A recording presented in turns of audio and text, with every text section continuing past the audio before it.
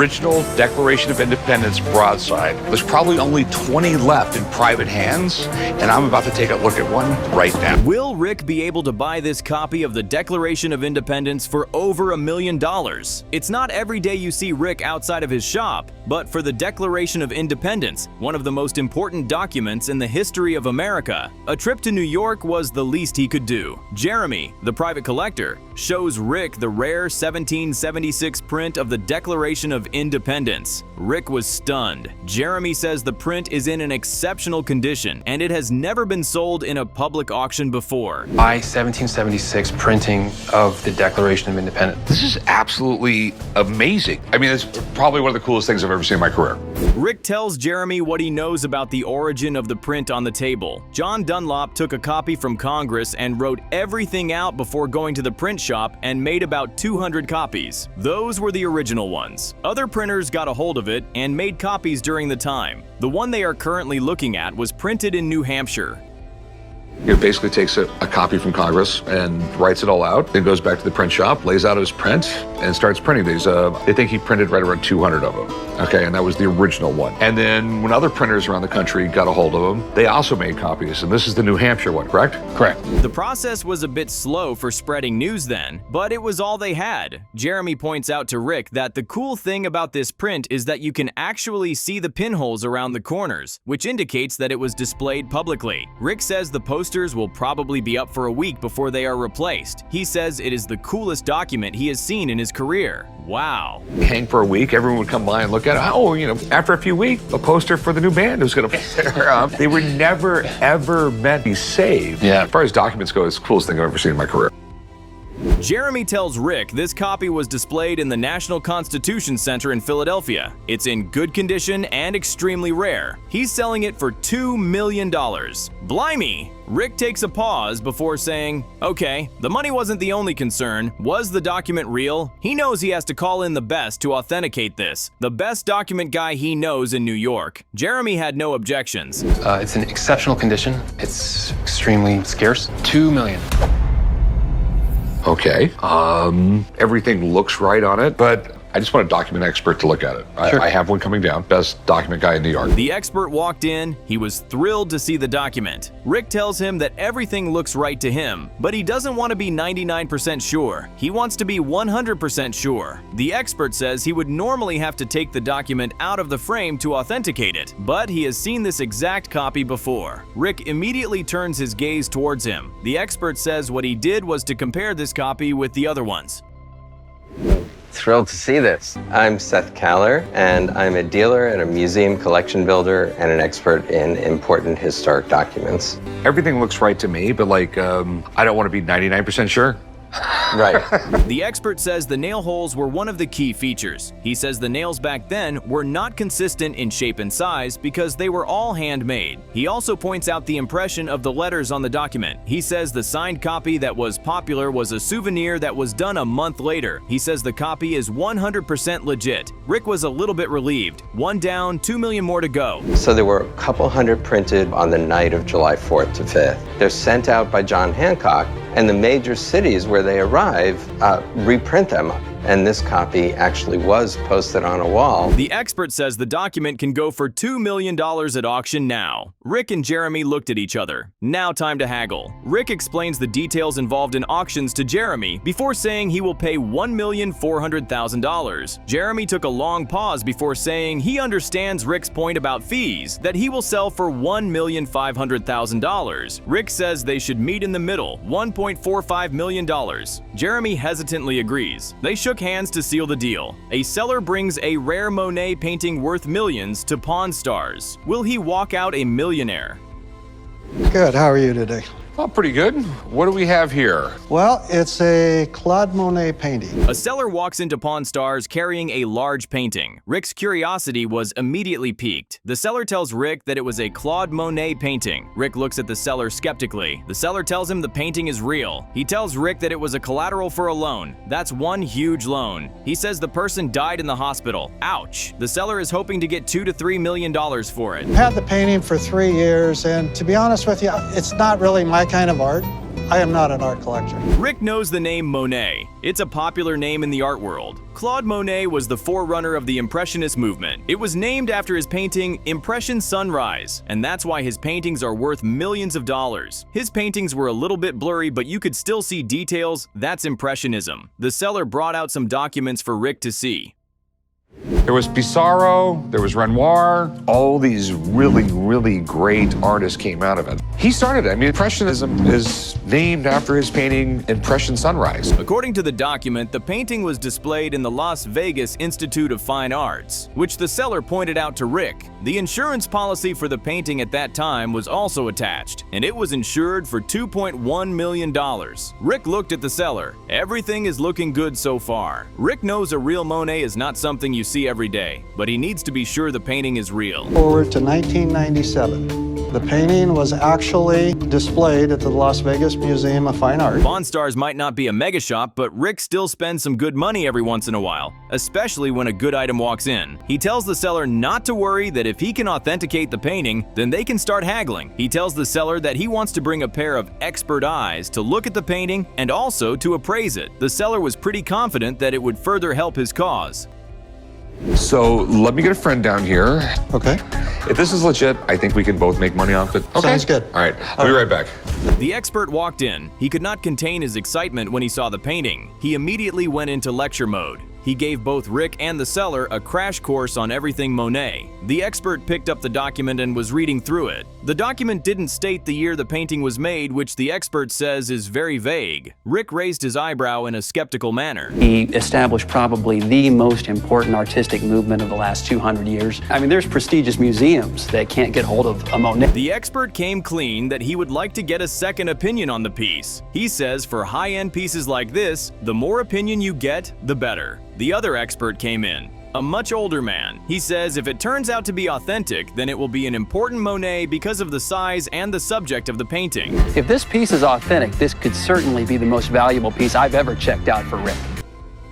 He says if it's a real Monet, it should be around 150 years old and there should be cracks on the painting. He checked the painting and there were no cracks. Also, no paint seeping into the canvas from the back. He says it's not a Monet. What a bummer for the seller. He was speechless. Rick shrugs, almost smiling. His experience was handy once again. The seller left dejected, carrying a worthless collateral for a loan that will never be paid. A seller is expecting millions of dollars for his violin. Will Rick give it to him? I bought a new house a couple months ago, and there's an old cedar chest, and I was going through it. There was a violin at the bottom. I pulled it out and took a look at it, and my heart just started beating. I thought I found a real Stradivarius fiddle and gonna make millions of dollars. A young fellow comes into Pawn Stars carrying a Stradivarius violin, but he's not here to play a tune for Rick. The seller says it's dated 1763. He says he found it in a cedar chest in a house he bought. Lucky fellow. He says he's gonna make millions from it. Okay, that's a huge leap. Rick, examining the violin closely, asks if there's any paperwork. The seller says no. First red flag. Rick says the name was originally Stradivari. But as we're at the back of the barn,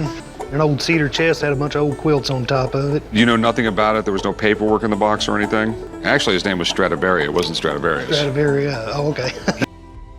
Rick knows that Stradivarius instruments were considered the best ever made. Even today, the sound quality and precision are unmatched. That's why they go for millions of dollars. The big money question on Rick's mind now is this real? Is he actually holding an authentic Stradivarius violin? Rick says he does not think this is a real Stradivarius. He has been in this business long enough to be a cynic. Many people would argue that even today, the sound quality and the precision cannot be matched. That's why they go for millions of dollars. You're either the luckiest man alive or I don't know what you are. Well, if it was a real Stradivarius, it would be worth millions. Yeah, you got a better chance of hitting the lottery though, my friend.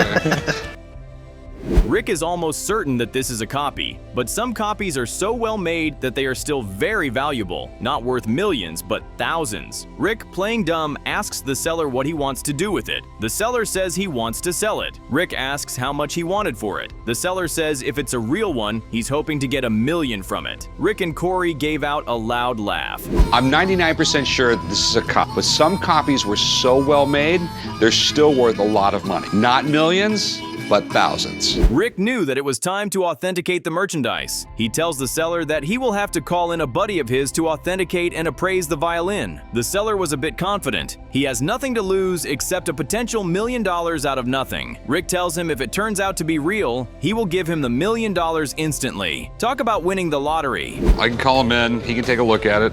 There could be something here. All right. And when he confirms it's a Stradivarius, I want my $1 million. Well, if it's a real Stradivarius, I'd give you $1 million in a minute. The expert says he's a violin maker. He has been doing it for 20 years now. Impressive. Like all experts, he went into tutor mode by giving them a brief lecture about the history of Stradivarius violins. He checked both sides of the violin and said the type of wood used checks out. One green flag for the seller. The expert says it's what any violin maker would use. Scratch that green flag. It's a miracle. Antonio Stradivari gave us the modern violin, essentially. He improved upon the sound, he gave the instrument more power. He wanted a violin that could project over a Baroque-sized orchestra. The expert carefully opened up the violin to examine it. The seller looked on nervously. Moment of truth. The expert says it was fascinating after looking inside. He noted that the bar inside was a good sign. The seller could not contain the tension he was feeling. He had to voice out. He saw another thing inside that was typical of a Stradivari. He finally gave his verdict that it was a copy and not the real deal. Ouch. Is get a little feel of the style of the instrument inside. See if I can see any interior construction. Well, this is really interesting. I think I might have found something. I see that it does have a bass bar that's a separate piece of wood from the top, so that's good. Man, you're killing me. The seller was speechless. The expert says it was not worth more than $500. The seller asks Rick how much he's willing to buy it. Much to his utmost disappointment, Rick says he's not buying it. The violin was not worth the trouble of refurbishing and selling. The seller was left dejected, but there was nothing he could do. After all, he was just casting his fishing line into a washed-away lake, hoping to reel in a great white shark. Will Rick be able to get his hands on the holy grail of coins, collecting in a deal worth over $30 million? The 1933 Double Eagle $20 gold, and it was auctioned off in 2021 for almost $19 million. When the 1933 Double Eagle $20 gold piece, the most sought-after coin in the whole world, was offered to Rick, he could not resist leaving the shop to see for himself. The coin was auctioned off in 2021 for almost $19 million, making it the most expensive coin in the world. Wow, even the great Rick was nervous. Ian, the seller, with 2 bodyguards, walks into the room. Rick could not wait to see it. He was in awe when he held the coin. There's a little light that shined out when you open the bag. It did. It did. Wow. It's just incredible. It's the Holy Grail. Most valuable coin in the world. That's amazing. Rick could not pass up the opportunity to flex his history muscles. He tells the seller that the coin was commissioned by Teddy Roosevelt, who felt the older coins were ugly. The coin, considered to be one of the most beautiful ever, was designed in 1907. With the Gold Confiscation Act in 1933, the coin was returned to the banks in exchange for paper money. The mint made some more coins in 1933, but they were never issued.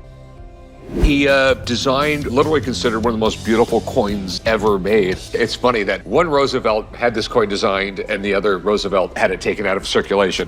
They were supposed to melt all of them down, but a few of the coins got out. If you possess one of the coins back then, you will be jailed because the government declared them stolen. The seller tells Rick that it was true that the government had taken control of every coin, but this was the only one that was legalized to be owned. Holy Grail indeed. Rick says most of the time is not just the rarity, but the story behind it, the international story. If you possessed one of these things, you were going to go to jail because the government said they were all stolen. Yes, the government has taken possession of every coin that's ever come out. This is the only one that they've legalized to be owned.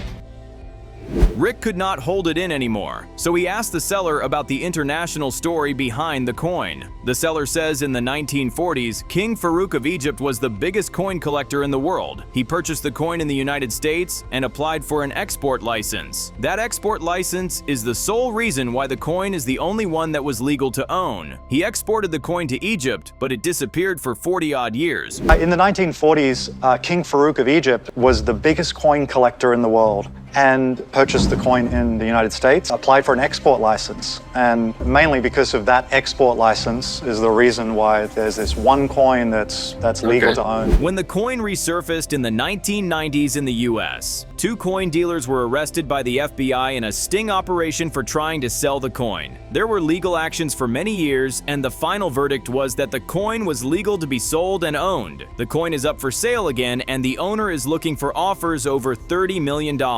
Wow, that's steep. Rick took a long pause, scratched his chin. An expert's opinion is needed, and fast. As soon as it arrived in America, there was a sting operation by the FBI, and 2 coin dealers were arrested for being involved in it, trying to sell the coin. And then for many years, there was legal action, and the end result was that the coin was legal to be sold and to be legally owned. The expert walks in, the first word he utters is wow. He went into history mode, telling those present in the room the fascinating backstory of the coin. He says books were even written about this one coin. He says the coin was forbidden to own back then, and this one is the only one that was legal to own. That's why it is the most famous coin in the world. He picks it up and examines it closely. The coin was in perfect condition. Beautiful, original 1933 double eagle. But the most important thing about this coin is the best story of any coin. It's the most famous coin. There are literally books written about just this one coin. The expert says the coin is legit, everything checks out. Now that the authentication is over with, here comes the haggling part. Rick tells the seller that he knows only one collector willing to buy the coin, and he's offering $25 million including his small commission. The seller says it's a nice offer, but the coin is the ultimate trophy of any coin collector, so he can't accept that offer. They shook hands before going their separate ways. Will Rick be able to buy this remnant of the Titanic wreckage valued at $1,200,000? Just landed in London for my much-needed vacation. Now I'm headed out to the city of Chester to check out my buddy's pawn shop. Guys, what's up? Hey, Rick. Long time no see. Too. While vacationing in London, Rick decides to visit his buddy's pawn shop. Maybe he might find something interesting to buy. He got to shop and met his buddy. They've known each other for 5 years now. The buddy says Rick's pawn shop in America has about 200 years of history, while his in England has about 200 years of history. Ouch! He tells Rick he has something that will blow his mind off. Oh, the suspense. I mean, his pawn shop's good, but it's American at the end of the day. He's got 200 years of history. We've got 2,000 years of history. He's got nothing compared to us. He opens a little box revealing a piece of rusted metal. Rick says, "Wow, it's beautiful." You could almost detect the sarcasm in his voice. Rick asks what it was, before laughing heartily. His buddy tells him that he thinks it's just a piece of rusty metal. Rick says that what he's looking at is a piece of rusty metal. They both laughed. Wow, it's absolutely beautiful. What is it? Well, you think it's a piece of rusty metal, don't you? Well, it is a piece of rusty metal. Remember that really famous ship that would never sink? Oh, the Titanic. That's it. That's part of the Titanic's hull. The buddy says the piece of rusty metal was from the famous ship that would never sink, the Titanic. Wow, what a huge claim. He says it's part of the hull of the ship. Rick asks if it was from the side that ran into the iceberg. His buddy tells him it's from the opposite side, the good side. How the hell was he able to get it then, considering the ship is lying several thousands of feet at the bottom of the Atlantic Ocean? So is this where it ran into the iceberg? Or? No, the opposite side, the good side. All right. They sent down the little submarine and it broke off a piece, or? It was a massive operation. They sent down several submarines. He said they sent little submarines down to the wreckage. It was a massive operation. They broke off a big piece, about 20 tons, and brought it up to the surface. From that big piece, they broke off all these little samples. The rusty piece of metal he's currently looking at is one of those several pieces. Rick was silent, hovering between impressed and unimpressed. Broke off the big piece, which is 20 tons, and brought it up. And then from the big piece, they took these samples off. So got all the paperwork for it. Not many people have touched that. That's amazing, isn't it, really? And where do you even begin if you want to authenticate a piece like this? Who are the experts to call? A welder? These were the several questions in Rick's mind. His buddy says there's paperwork for it, and it is amazing how much you can get for it. Rick's curiosity was piqued. He asked his buddy if the piece was for sale. His buddy says everything is for sale. A real businessman. And it's amazing how much it's worth, because you just can't get it. So is it for sale? Everything's for sale, mate. You know that. I'll sell anything. How much you want for it? He says it's a gem that he even got an offer for it a few days ago. If Rick can beat the price the person was offering, then the piece is his. Rick raises his eyebrows before asking him, how much? The buddy says the piece is going for 1.2 million pounds. Blimey. He says that was the offer he got earlier. Rick was speechless before asking him what else he has for sale. They both laughed. How much? How much do you reckon? That's a number I have no idea on. I just don't. I mean, I've never tried to research a piece of the Titanic. That is going to cost you 1.2 million pounds. His buddy tells Rick that it was a good deal. Imagine breaking it up into several pieces and framing it. As good as that sounds, Rick was not interested. It was written all over his face. Rick tells him that it was out of his price range, that he can't drop 1.2 million pounds on the rusty piece of metal unless it's a big chunk of gold. The deal hits an iceberg before sinking. A seller comes to Pawn Stars to sell the original Beatles contract document for $1 million. Will Rick put pen to paper? I actually got one of the most important documents in rock and roll history. The contract between Brian Epstein, who was the manager, and the Beatles, creating the partnership between the two of them. A seller walks into Rick's shop holding a folder. He tells Rick that he has one of the most important documents in the history of rock and roll. That's a bold claim. What could he be possibly holding? He says it was the original Beatles contract. Rick tells him that is a big wow factor. He now has Rick's full attention. They both went through the first page of the document, reading the names of the signatories. And the agreement basically states what Brian Epstein's cut would be, including vaudeville, concerts, movies, merchandise. The Beatles actually got paid a lot less than he did. Rick knows that the manager of the Beatles then, Brian Epstein, was a genius who transformed the band. When he died, he could not be replaced, and this played a huge role in the band breaking up. To have the original contract in his pawn shop is a surreal moment. He asks the seller how much he wanted for it. The seller, without any hesitation, says $1 million. Phew!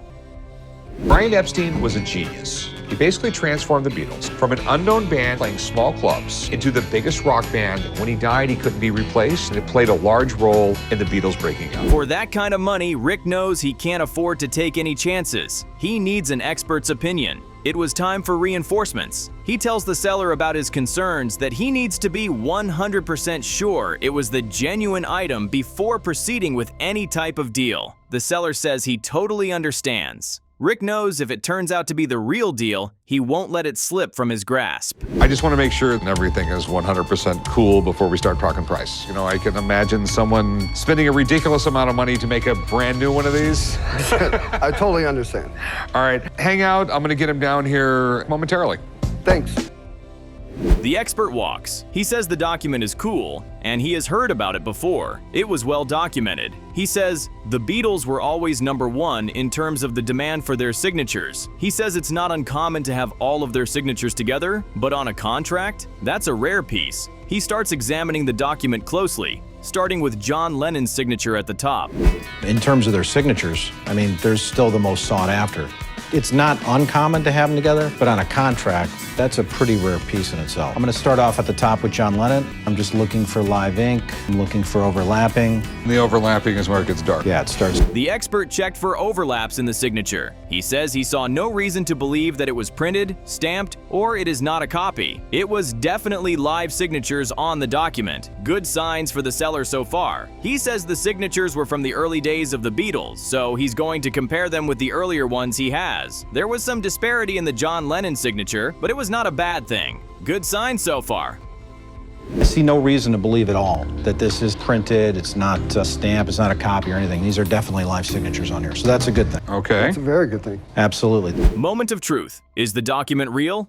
The expert says, based on everything he has seen, there's no question that this is genuine. The seller nods with pleasure. Rick asks him, how much is the document worth? The expert says around $500,000. That was way off what the seller was hoping to get. The seller says he's still stuck on $1 million. Based on everything I've seen here, there's no question that this is genuine. That's awesome for me. Yeah, it's all cool. I mean, what's it worth? I'd put the value of this piece right at around $500,000. All right. Rick was in a tight spot. He really wants this piece. It's not something you see every day, but will he pay double the value? Rick tells the seller that he still has to auction the piece, and that costs money. He says he will pay $350,000. The seller didn't bulge. Rick says that the best he could do, or the seller can take the risk of going to an auction house himself. The seller declines. No deal made. They shook hands and parted ways like the Beatles.